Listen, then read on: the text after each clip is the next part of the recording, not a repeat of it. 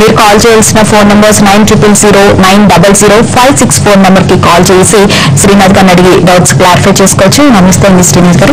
అసలు ఈ పైల్స్ ఎందుకు వస్తాయి, ఏజ్ లో ఎక్కువగా వస్తాయి, అలాంటి జాగ్రత్తలు తీసుకోవాలి? మారుతున్న జీవన శైలిలో అలాగే మనం తీసుకున్నటువంటి ఫుడ్ లో మార్పుల ప్రభావం వల్ల వచ్చేటువంటి కొన్ని సమస్యలు మనం ప్రధానంగా చెప్పుకోవాల్సింది పాయిల్ సమస్య కానీ లేదా ఫిషర్ అలాంటి సమస్యలు చూస్తూ ఉంటాం. ప్రతి 10 మందిలో ఒక 2 లేదా 3 వచ్చేటువంటి అతి సాధారణ వ్యాధిగా ఈరోజు ఎక్కువగా మనం గుర్తిస్తున్నటువంటి సమస్య ఈ పాయిల్ సమస్య. దాన్ని హిమరాయిడ్స్ అని కూడా పేర్కొంటూ ఉంటాం. అయితే ఈ ఫుడ్ హ్యాబిట్స్ లో మార్పులు కానివ్వండి, స్ట్రెస్ కి లోన్ ఎక్కువగా అవ్వడం వల్ల కానివ్వండి, లేదా నైట్ డ్యూటీస్ ఎక్కువగా చేసే వ్యక్తుల్లో కానీ ఇలా కొన్ని రకాల సెడెంటరీ హ్యాబిట్స్ ప్రభావం వల్ల ఈ వ్యాధికి తరచుగా ఎక్కువగా గురవుతూ ఉంటారు. ముఖ్యంగా పురుషులతో చూసినట్లయితే మహిళల్లో ఎక్కువగా ఈ సమస్యను చూస్తుంటాం. దట్టు ప్రెగ్నెన్సీ సమయంలో కానివ్వండి లేదా పోస్ట్ డెలివరీ కండిషన్ లో కూడా ఈ పాయిల్స్ లాంటి సమస్యలు మనం ఎక్కువగా గుర్తిస్తూ ఉంటాం. అంటే మహిళలకి డెలివరీ తర్వాత ఎందుకు వస్తుంది అంటే వాటర్ అది సరిగ్గా తీసుకోకపోవడం వల్ల ఇలా ఈ పాయిల్స్ కి సంబంధించి ఎక్కువ ప్రాబ్లమ్ ఫేస్ చేస్తారంటారా? ముఖ్యంగా లేడీస్ లో చూసినట్లయితే ఈ సమస్య ఎందువల్ల అంటే ప్రెగ్నెన్సీ సమయంలో సరైన మోతాదులో ఫుడ్ తీసుకోకపోవడం వల్ల కానివ్వండి, అరుగుదల సమస్య అనేది ఎక్కువగా ఈ ఇంబ్యాలెన్స్ అనేది అవుతూ ఉంటుంది. అంటే తనతో పాటుగా బిడ్డకు కూడా సరైన పోషక పదార్థాలు లభించేటువంటి పరిస్థితుల్లో ఈ ఇంబ్యాలెన్స్ వల్ల కాన్స్టిపేషన్ అనేది ఎక్కువగా ప్రధానంగా చూస్తుంటాం. అంటే మలబద్ధకం సమస్య తీవ్రంగా ఉంటుంది. ఆ సమస్య ఎక్కువ నాలుగా ప్రొలాంగ్ అవుతూ ఉండడం వల్ల మలద్వారం దగ్గర ఉండేటువంటి నాళాలు చిట్లడం కానీ, అందులో నుంచి చిన్నగా జిగురు లాంటి ద్రవాలు లేదా బ్లడ్ కానీ లీక్ అవ్వడం లాంటివి చూస్తుంటాం. వీటిల్లో కూడా కొన్ని రకాలుగా మనం చూస్తాం. ఇంటర్నల్ అండ్ ఎక్స్టర్నల్ పాయిల్స్ చెప్తూ ఉంటాం. ఇంటర్నల్ పాయిల్స్ లో చూసినప్పుడు 7 o'clock 11 o'clock పొజిషన్స్ అంటే వాచ్ లో ముందు 7, 11 ఆ పొజిషన్ లో చూసినప్పుడు ఏ విధంగా అయితే ఉంటుందో అక్కడ ఆ రీజన్ లో ఉండేటువంటి నాళాలు చిట్లడము, బ్లడ్ పడడం, దురద, మంట లాంటి లక్షణాలు ఎక్కువగా వేధిస్తూ ఉంటాయి. అయితే సోషల్ ఫోబియా వల్ల ఇది బయటకి ఎక్స్పోజ్ అవ్వరు. తమలోనే ఎక్కువగా ఈ బాధను ఉంచుకోవడం కానీ, ఏం జరుగుతుందో సరిగ్గా చూసుకోకపోవడం, సరైన హైజీన్ ఈ శుభ్రత పాటించకపోవడం వల్ల కూడా ఈ ప్రమాదం బాగా ముదిరి అనీమియా లాంటి లక్షణాలు కూడా దారితీసే ప్రమాదం ఉంటుంది. అంటే కొంతమంది కూర్చోడానికి కూడా చాలా ఇబ్బంది పడిపోయే పరిస్థితులు కూడా కలుగుతూ ఉంటాయి. మరి అలాంటప్పుడు సర్జరీ చేయించుకోవడమేనా లేకపోతే దానికి ఏదైనా పాజిటివ్ హోమియోపతిలో అలాంటి మెడిసిన్స్ అట్లా యూజ్ చేయొచ్చు? ఎన్ని రోజులు వాడితే వాళ్ళకి కొంచెం రిలీఫ్ ఉంటుంది అంటారు? ఇందులో ప్రధానంగా చూసినట్లయితే ఇంటర్నల్ పాయిల్స్, ఎక్స్టర్నల్ పాయిల్స్ అని చెప్పుకోవచ్చు. ఇంటర్నల్ పాయిల్స్ అనేటువంటి సమస్యతో బాధపడుతున్న వాళ్ళు కేవలం మోషన్కి వెళ్ళినప్పుడు మాత్రం బ్లీడింగ్ అవుతుంది. ఎక్స్టర్నల్ పాయిల్స్ కి ఉన్నప్పుడు మాత్రం ఈ బ్లీడింగ్ తో పాటుగా కూర్చోవడానికి ఇబ్బంది కానీ, నడవడానికి ఇబ్బంది కానీ, ఇది ఏం చేతంటే క్రానిక్ స్టాండింగ్ పొజిషన్ ఉండడం వల్ల కూడా, అంటే ముఖ్యంగా ఈ టీచర్స్ కానీ, పోలీస్ మెన్ కానీ ఇలా ఎక్కువసేపు స్టాండింగ్ ప్రొఫెషన్ ఉన్నటువంటి వ్యక్తుల్లో కూడా ఈ సమస్యను మనం చూస్తుంటాం. భూమి ఆకర్షణ శక్తికి విరుద్ధంగా బ్లడ్ సప్లై జరుగుతున్నప్పుడు ఈ నాళాలు చిట్లడం అనేది ఎక్కువగా గమనించే అవకాశం ఉంటుంది. ఓకేనండి, ఇప్పుడు కాల్ తీసుకుని శ్రీను ఖమ్మం నుంచి కాల్ చేస్తున్నాను. హలో హలో హలో శ్రీను గారు చెప్పండి. మేడం, మాకు ఒక 2 years నుంచి చెప్పండి. క్రోన్స్ డిసీజ్ వచ్చింది మేడం. ఏమండి? Crohn's disease. ఓకే ఓకే, చెప్పండి. ఐబీడీ అన్నారు. అయితే దాంట్లో దానికంటే ముందే నాకు కొంచెం ఫైల్ కూడా వచ్చాయి. ఓకే. అయితే ఎక్కువ ఫైల్కి 100 చెప్పారు.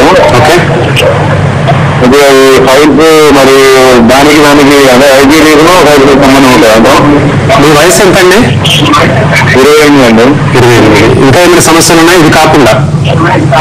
ఐబీడీతో పాటు ఇక కడుపులో నొప్పి కానీ, ఇక నీరసం, ఈ సమస్య మీరు ముందుగా ఒక మల్టిపుల్ కంప్లైంట్స్ చెప్పారు. IBS అన్నారు. వీటిని ఇరిటబుల్ బవల్ సిండ్రోమ్ అంటారు. అంటే పేగుల కదలికల్ని పెరిస్టాల్సిస్ మూమెంట్స్ అంటారు. ఇది సరిగ్గా ఉండకుండా ఇనిబలైజ్ అయినప్పుడు మోషన్ కి పదే వెళ్లాల్సినటువంటి లక్షణాన్ని IBS అంటారు. ఇది కాకుండా మీరు ఇంకో కండిషన్ చెప్పారు, దాన్ని క్రాన్స్ డిసీజ్ అన్నారు. ఇది అల్సరేటివ్ కోలైటిస్ లేదా క్రాన్స్ డిసీజ్ అంటారు. అంటే పెద్ద పేగు కొంతకాలంగా వాపు గురైనప్పుడు వచ్చేటువంటి అతి సాధారణ సమస్య.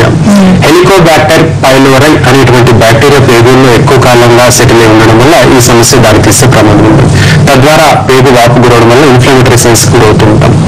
దీని వల్లనే మీకు పైల్స్ వచ్చేటువంటి అవకాశం ఉందండి. ఇది వంశ పారంపర్యంగా కానీ, స్ట్రెస్ ఎక్కువగా కానీ, alcohol, smoking intake, acid content ఉండేటువంటి స్పైసీ ఫుడ్ ఎక్కువ తీసుకోవడం వల్ల వస్తుంది. సో ఈ పదార్థాలకు చాలా వరకు దూరంగా ఉంటూ హోమియోపతి మందులు వాడినట్లయితే కొన్ని నెలల వ్యవధిలోనే పూర్తిగా ఎలాంటి సర్జరీ లేకుండా తగ్గించే అవకాశం ఉంటుంది. నెక్స్ట్ కాల్ తీసుకున్నాం. శ్రీధర్ హైదరాబాద్ నుంచి కాల్ చేస్తున్నారు. శ్రీధర్ గారు నమస్తే అండి. నమస్తే అండి. చెప్పండి మీ ప్రాబ్లం. నమస్తే సార్, డాక్టర్ శ్రీనాథ్ గారు. నమస్తే అండి, చెప్పండి. యాక్చువల్గా నేను ఒక 4 years నుండి హెల్త్ ప్రాబ్లం ఉంది నాకు. ఓకే. అది ఏమంటే మోషన్కి వెళ్ళినప్పుడు ఫ్లెష్ లాగా బయటకు రావటము. ఓకే. తర్వాత మళ్ళీ దాన్ని మోషన్ అయిన తర్వాత మళ్ళీ లోపలికి పుష్ చేస్తే కానీ పోవట్లేదు. ఓకే. ఓకే, బట్ ఏమి పెయిన్స్ కానీ ఏమి లేవు. బట్ సమ్ టైమ్స్ ఎప్పుడైనా సరే కొంచెం హార్ట్ స్టోల్ అయినప్పుడు కానీ అప్పుడు కొంచెం డ్రాప్స్ కింద బ్లడ్ పడుతుంది. అవునండి.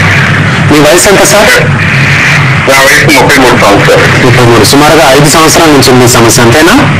అవునండి, అవును, కరెక్ట్. రైట్, అంతేనా? ఇంకా వేరే ఏమైనా ప్రాబ్లమ్స్ ఉన్నాయి మీరు అడగదలుచుకుంది ఉందా? ఇంకా వేరే ఏం లేదండి. ఇదే అంటే పెయిన్ ఏం లేదు, బట్ దీనికి ఫ్లెష్ ని సర్జరీ ఒకటినా ఏదైనా మెథడ్స్ ఉన్నాయా దాన్ని క్లియర్ చేసుకోవడానికి అనేది? రైట్ సార్, మంచి ప్రశ్న అడిగారు. మీరు చెప్పినటువంటి సమస్యలు మోషన్కి వెళ్ళినప్పుడు ఆ పెద్ద పేగులోని చివరి భాగం ఈ యానస్ అనేది బయటికి ప్రొట్రూడ్ అయి బయటకు వస్తుంది.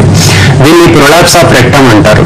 సాధారణంగా పేగు బయటికి రాకుండా ఉండేటువంటి కండరాలని స్ఫింక్టర్స్ అంటారు. అది పట్టుతంతో గట్టిగా ఉండడం వల్ల పేగు మోషన్కి వెళ్ళినప్పుడు కూడా బయటకు రాకుండా ఉంటుంది.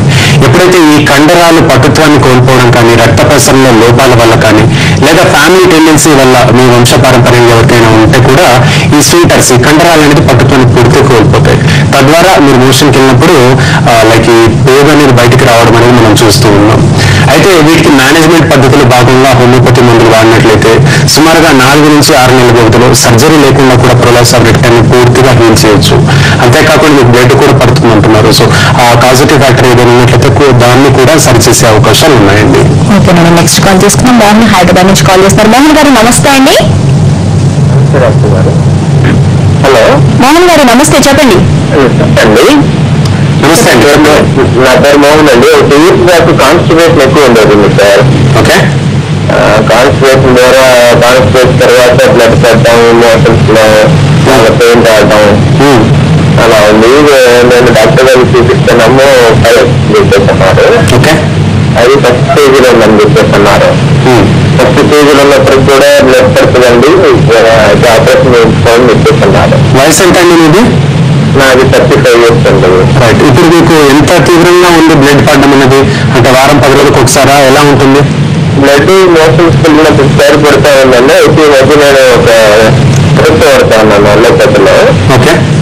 సిరప్ అవటం వల్ల కొంచెం మోషన్స్ కాన్స్టిపేషన్ లేకుండా ఫ్రీ అవ్వటం వల్ల బ్లడ్ అనేది తగ్గుతుంది సార్. బ్లడ్ పట్టలేదు సార్. ఆ సిరప్ కానీ వేయని పక్షంలో ఆ బ్లడ్ అనేది మళ్ళీ కాన్స్టిపేషన్ అవుతుంది, బ్లడ్ పట్టడం రావటం జరుగుతూ ఉంటుంది. Right sir, right. దీనికైనా ట్రీట్మెంట్ ఉంటుందంటారా? Right sir. సాధారణంగా మోషన్ లో బ్లడ్ పడడం అనేటువంటి లక్షణాన్ని డీసెంట్రీగా పేర్కొంటూ ఉంటాం. ఇంటర్మీబా హిస్టోలిటిక్ అనేటువంటి పారాసైటిక్ ఏజెంట్ ఇన్ఫెక్షన్ వల్ల కానీ, కలుషితమైనటువంటి ఆహార పదార్థాలు తీసుకోవడం వల్ల కూడా మోషన్ లో బ్లడ్ పడడం అనేది లక్షణంగా చూడొచ్చు.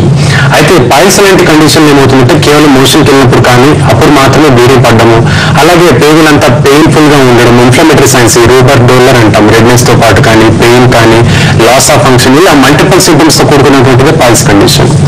మీ విషయంలో చూసినట్లయితే 2 సంవత్సరాల నుంచి ఉన్నటువంటి సమస్యను పూర్తిగా సరిచేసేందుకు హోమియోపతి మార్గాలు ఉన్నాయి. గ్రేడ్ 1 నుంచి గ్రేడ్ 3 ఉంటాయండి. గ్రేడ్ 1 లో సాధారణ బ్లీడింగ్ ఉంటుంది, పెయిన్ పెద్దగా ఉండదు. గ్రేడ్ 2కి వచ్చినప్పుడు పెయిన్ ఎక్కువగా ఉంటుంది, బ్లీడింగ్ కూడా అంతే ఉంటుంది. 3వ దశలో కంటిన్యూస్ బ్లీడింగ్ ఉంటుంది. ఎంత బ్లీడింగ్ ఉంటుందంటే అనీమియా వచ్చేటువంటి అవకాశాలు ఉంటాయి. అంటే సాధారణంగా మీకు హెచ్బి లెవెల్ ఒక 10-11 ఉండాలి. ఈ కండిషన్ లో గ్రేడ్ 3లో ఉన్నట్లయితే 5 కంటే తక్కువగా ఉండే బ్రెయిన్ కి రక్త సరఫరా బాగా తగ్గడము, హైపోవాల్యూమిక్ షాక్ అంటారు, అలాంటి కండిషన్ కూడా దారితీసే ప్రమాదం ఉంటుంది. సో ఈ విషయాన్ని గుర్తించి మందులు వాడితే సరిపోతుంది. నెక్స్ట్ కాల్ తీసుకుని సుధీర్ కుమార్ గుంటూరు నుంచి కాల్ చేస్తున్నారు. సుధీర్ కుమార్ గారు నమస్తే అండి. టీవీ వాళ్ళు మ్యూట్ చేసి మాట్లాడండి సుధీర్ గారు. చెప్పండి సార్, నా పేరు సుధీర్ కుమార్ అండి. నమస్తే అండి, చెప్పండి. ఏం లేదు సార్, నాకు ఫైల్స్ ఉన్నాయి సార్. ఓకే. 4-5 ఏళ్ళ నుంచి ఓకే, ఫైల్స్ ఉన్నాయి సార్. రైట్. మీ వయసు ఎంత అండి? 34 అండి. 34. ప్రస్తుతం ఏమైనా మాత్రలు వాడుతున్నారా? మాత్రం ఏం వాడలేదు. ఓకే, ఎలా ఉంది తీవ్రత, ఎలా ఉంది? నొప్పి, మంట ఏ విధంగా ఉంది? ఎక్కువ ఉంటుంది సార్, బ్లడ్ పడిపోతుంది. అప్పుడప్పుడు నేనేమో మోటార్ వెహికల్ ఎక్కువ నడుపుతాను సార్. ఓకే. పవర్ హీట్ అయితే మధ్య కలవట్లేదు. ఫైల్స్ లో నొప్పి వచ్చినప్పుడు బ్లడ్ పడిపోతూ ఉంటుంది. Right sir. మీ విషయంలో చూసినట్లయితే 4 సంవత్సరాలుగా ఉంది అంటున్నారు. మీ ప్రొఫెషన్ డ్రైవింగ్ అంటున్నారు. 8 గంటల నుంచి 10 గంటల కంటే కంటిన్యూస్ గా డ్రైవింగ్ చేయడం వల్ల, క్రానిక్ సిటీ పొజిషన్ ఉండడం వల్ల, లైక్ నడుము భాగంలో ఈ పెల్విస్, హిప్ బోన్ పరిధిలో ఉండేటువంటి రక్త ప్రసరణ లోపాల వల్ల మీకు ఈ పైల్స్ ప్రాబ్లం వస్తుందండి. సో ముందుగా ఈ మెయింటైనింగ్ కాస్ట్ కి దూరంగా ఉండాలి. దానివల్ల వస్తుంది కాబట్టి మీరు ఎన్ని రకాల మందులు వాడినా డ్యూరేషన్ తగ్గించుకోవాలి. దాని తగ్గట్టు ఆహారం తీసుకోవాలి. కీరా కానీ, మజ్జిగ ఇలాంటి ఫుడ్ ఐటమ్స్ తో పాటు హోమియోపతి మందులు వాడుతూ కొంచెం డ్యూరేషన్, మీరు డ్రైవింగ్ అవర్స్ డ్యూరేషన్ తగ్గిస్తే కంప్లీట్ గా రికవర్ అయ్యే అవకాశాలు ఉన్నాయి. ఓకే, మరి కాల్సిన చిన్న బ్రేక్ తర్వాత తీసుకున్నామని. హలో డాక్టర్లు, ఇప్పుడు షార్ట్ బ్రేక్.